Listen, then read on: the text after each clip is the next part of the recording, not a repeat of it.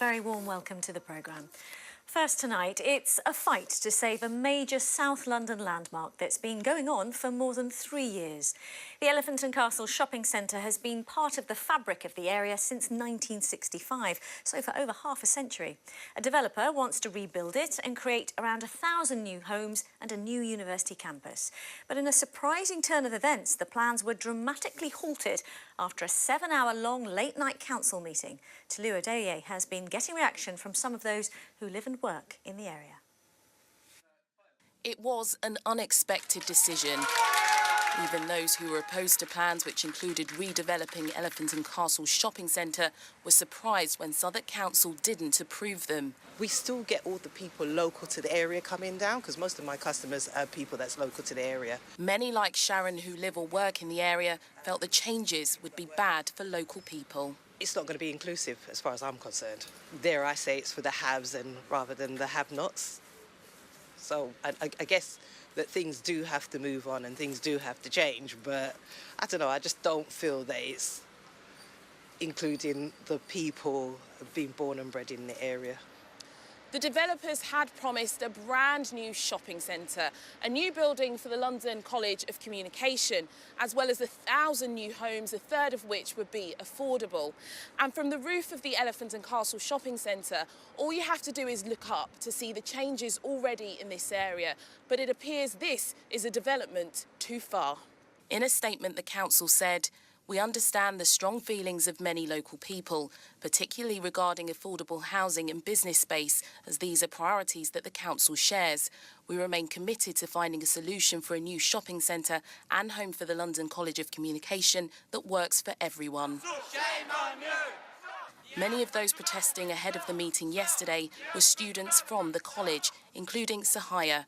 So why does she object to a redevelopment that her university backed? This development plan would essentially mean the social cleansing of the area.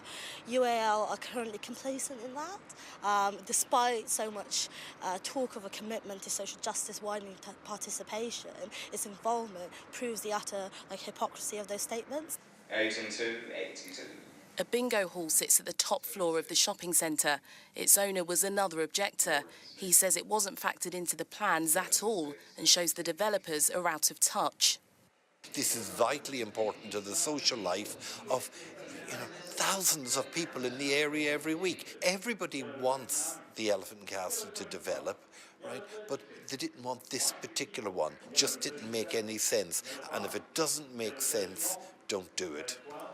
The developers Delancey have said 90% of people who they spoke to were in favour of the plans. They want their supporters to make their voices heard ahead of a meeting at the end of January when the next steps for this part of London will become clearer. Tolu Adeyeye, BBC London News. OK, let's get more on this from Asad, who's in Elephant and Castle for us this evening. Asad. Yeah, Riz, I'm in Elephant and Castle, but this is a place also known as London's Latin Quarter. Why? Because there are more Latin American businesses here in this part of Elephant and Castle where I am than there are in any other part of London, in any other part of the UK, would you believe? I'm in a Colombian restaurant called La Bodeguita. I'm joined now by Latin Elephants representative here, a group which represents the interests of people here. Dr. Patria, you just have to walk around the shopping centre. You can see it desperately needs investment. Why are you so against it? Because it does not offer a fair deal for the communities of Elephant and Castle. It's as simple as that. What we're after is social justice for the people of Elephant and Castle.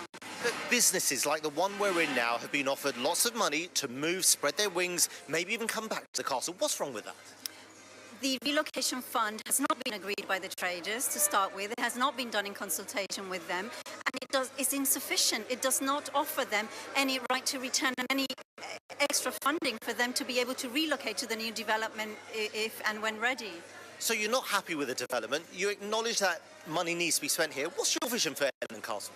We want a vision for Elephant and Castle that is community-led, where the community of Elephant and Castle feels included and whereby they are driving and being able to thrive in what is development. We're not opposed to development, but we're opposed to this development because it does not offer a fair deal for our communities.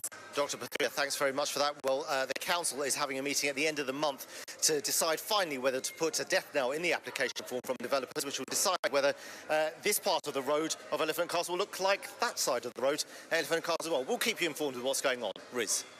OK, well, you will, of course, keep us posted, and apologies for a little bit of the sound break up there. Asad, thank you.